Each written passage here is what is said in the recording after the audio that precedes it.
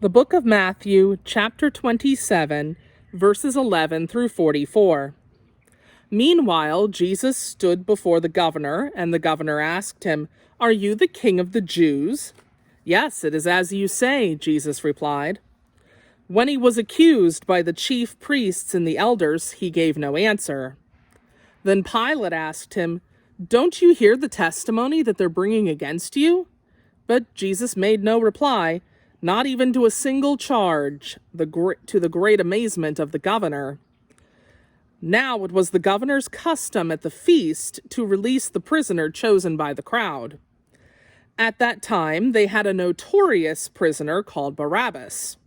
So when the crowd had gathered, Pilate asked them, "Which do you want me to release to you, Barabbas or Jesus, who is called Christ?" For he knew that it was out of envy that they had handed Jesus over to him.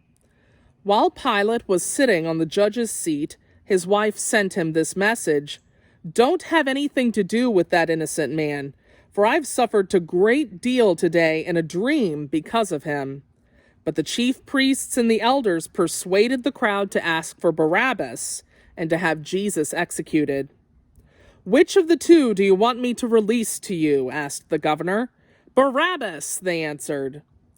"What shall I do then with Jesus, who is called Christ?" Pilate asked. They all answered, "Crucify him." "Why? What crime has he committed?" asked Pilate. But they shouted all the louder, "Crucify him!" When Pilate saw that he was getting nowhere, but that instead an uproar was starting, he took water and washed his hands in front of the crowd. "I am innocent of this man's blood," he said. "It's your responsibility." All the people answered, "Let the blood be on us and on our children." Then he released Barabbas to them.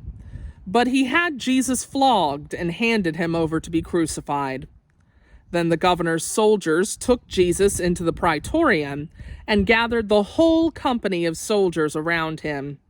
They stripped him and put a scarlet robe on him, and then twisted together a crown of thorns and set it upon his head. They put a staff in his right hand and knelt in front of him and mocked him. "Hail, King of the Jews," they said. They spit on him and took the staff and struck him on the head again and again. After they had mocked him, they took off the robe and put his own clothes on him. Then they led him away to crucify him. As they were going out, they met a man from Cyrene named Simon, and they forced him to carry the cross. They came to a place called Golgotha, which means the place of the skull. There they offered Jesus wine to drink, mixed it with gall, but after tasting it, he refused to drink it. When they had crucified him, they divided up his clothes by casting lots. And sitting down, they kept watch over him there. Above his head they placed the written charge against him.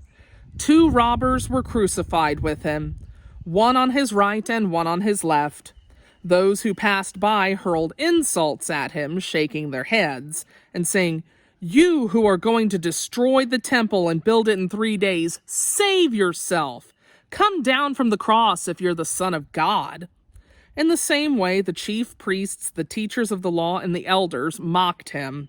"He saved others," they said, "but he can't save himself. He's the King of Israel. Let him come down now from the cross and we will believe in him. He trusts in God. Let God rescue him now if he wants him, for he said, 'I am the Son of God.'" In the same way, the robbers who were crucified with him also heaped insults on him. The word of the Lord.